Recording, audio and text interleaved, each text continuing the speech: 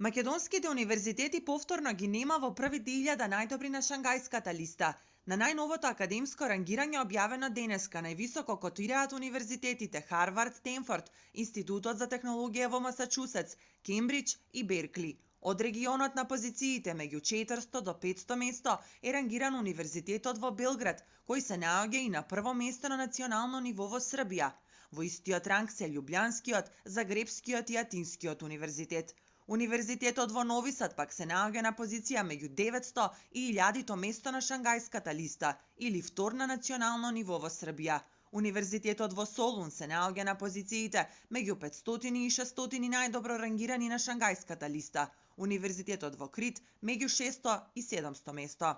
Во последното рангирање, објавено на 25 април, единствениот македонски универзитет кој го има на листата Свети Кирил и Методи падна за 20 места и се наоѓа на 1964 место од 2000 универзитети. Според професорската Фела, потребни се итни стимулативни критериуми кои ќе овозможат да не се пропаѓа секоја година се повеќе и повеќе на листата. Кога велам стимулативни критериуми, мислам на стимулативни критериуми за научно-истражувачката работа. Оти таа е во случајов, ми се чини, најважната со која што можеме некако да фатиме чекор.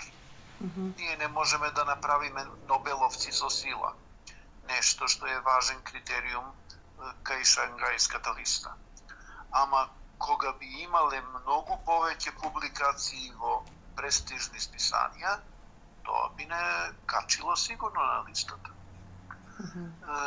Државата треба да дава повеќе пари и универзитетите треба да направат стимулативни критериуми за кадарот да почувствува дека е неговата научно-истражувачка работа вистински вреднувана.